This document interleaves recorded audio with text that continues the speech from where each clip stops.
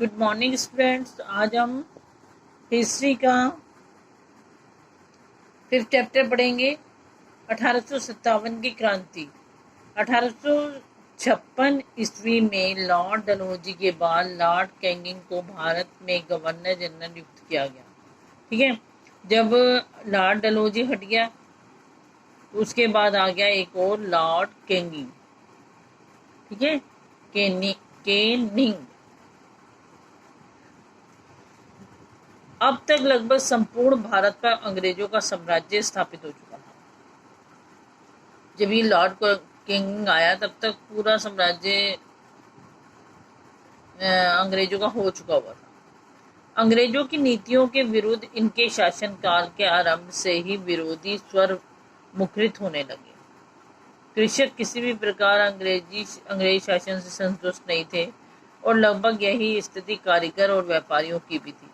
अतः अंग्रेजी शासन के विरुद्ध समय समय पर विद्रोह की स्थिति आई, जिसे कंपनी शासक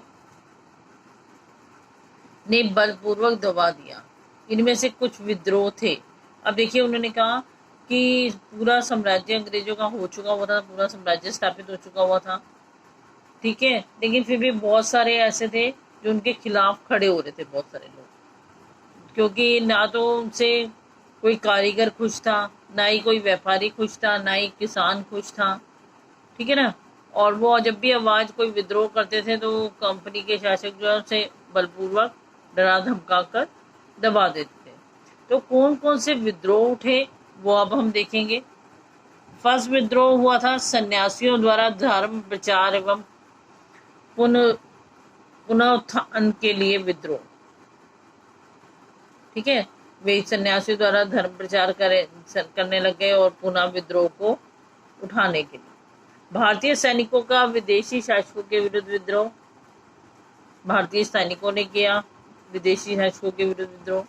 भारतीय क्षेत्र के विभिन्न जनजातियों का अंग्रेज शोषण के विरुद्ध विद्रोह।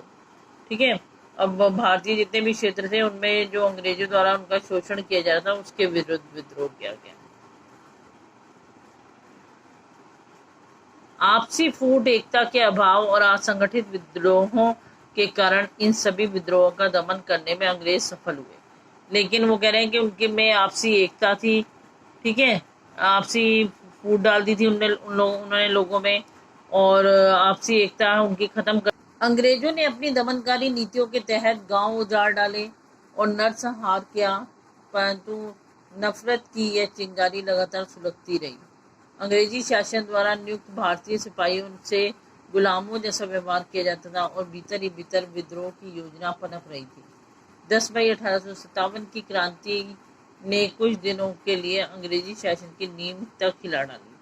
अब उन्होंने कहा कि विद्रोह तो वो दबा पा रहे थे, और लेकिन उन्होंने ये ऐसी दमनकारी नीति अपनाई थी इन विद्रोहों को दबाने के लिए कि जिसके कारण कई गांव वगैरह उजड़ गए थे। उन्होंने कहा गांव वगैरह तो उजड़ रहे थे, ठीक है, और गांव वगैरह उजाड़े जा रहे थे, और इससे क्या होता था, लोगों के मन में नफरत पैदा हो रही थी कि कैसे कर रहे हैं अंग्रेज हमारे साथ। सैनिक भी संतुष्ट नहीं थे, उनके साथ भी, भारतीय सैनिकों के साथ भी गुलामों जैसा व्यवहार किया जाता था। ठीक है, तो भीतर ही भीतर जो है ये सैनिक जो थे ना, ये भी कोई विद्रोह की योजना बना रहे थे। और कह रहे हैं 10 मई 1857 को तो जो क्रांति हुई वो ऐसी हुई कि उन्होंने अंग्रेजों की नींव तक हिला डाली। विद्रोह की चिंगारी। अपने शासनकाल में अंग्रेजों ने भारत के हर वर्ग का उत्पीड़न किया, हर वर्ग को दुखी किया। उन्होंने जब अंग्रेजों ने जब तक शासन किया उन्होंने भारत के हर वर्ग को ही परेशान किया। इससे जनता का मन विक्षोभ से भर गया। इधर सैनिक भी अंग्रेजों की नीतियों के विरुद्ध थे, अतः विद्रोह की चिंगारी धीरे धीरे तेज होने लगी। वो कह रहे हैं कि सब उनसे परेशान थे, सब उनका बदला लेना चाहते थे, विद्रोह करना चाहते थे, और उसमें सैनिक भी शामिल थे। क्रांति के कारण 1857 की क्रांति का एक ही कारण नहीं था। भारतीय अर्थव्यवस्था जर्जर हो चुकी थी। लगभग समस्त व्यापार पर अंग्रेजों का एक अधिकार हो गया था।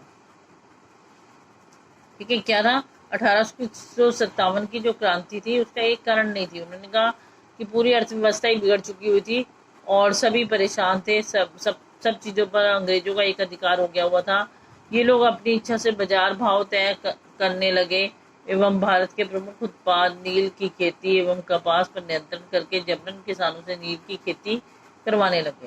उन्होंने कहा कि अपने आप ही ये रेट तय कर देते थे और किसानों को अपनी मर्जी का अनाज भी नहीं उपजाने देते थे, उनसे जबरदस्ती नील और कपास की खेती करवाते थे, जो चीज़ की उन्हें जरूरत होती थी। तो इससे अंग्रेज परेशान थे। बाजार की ऊंची दर एवं कामगारों का रोजगार लगभग समाप्ति हो गया था। अगर देखें तो बाजार की जो मतलब ऊंची दर थी और कामगारों का जो रोजगार था वो समाप्ति हो गया था। अतः पूरा वर्गों में अंग्रेजों के प्रति घृणा का संचार होने लग गया। ठीक है, और उन्हें अंग्रेज लोग थे वो घृणा की दृष्टि से देखने लग गए। अकाल एवं प्राकृतिक आपदाओं के कारण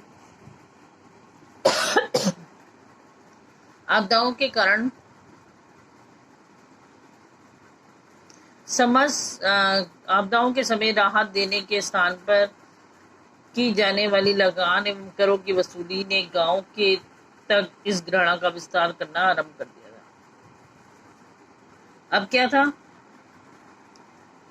क्या था कि मतलब उन्होंने कहा कि जितने कामगार थे रोजगार वगैरह समाप्त होते जा रहे थे तो लोग परेशान थे उससे भी।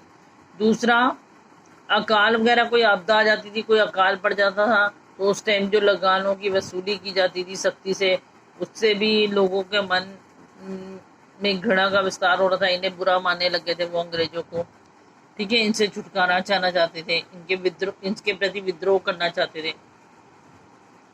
चारों गरीबी और भुखमरी का साम्राज्य स्थापित हो चुका था।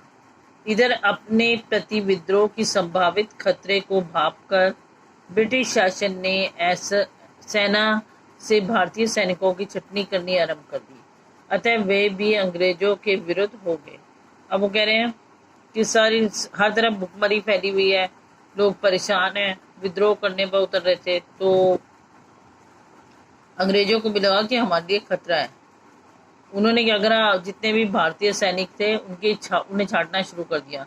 जो उनकी साइड होते थे उनको रखना शुरू कर दिया और जो उन्हें लगता था कि हमारे खिलाफ है उन्हें निकालना शुरू कर दिया। ठीक है, तो इससे भी भारतीय सैनिक भी उनके विरुद्ध हो गए। तो आज के लिए बेटा इतना ही। नेक्स्ट क्लास में इससे आगे करेंगे, इसे अच्छी तरह रीड कर लेंगे। थैंक्स।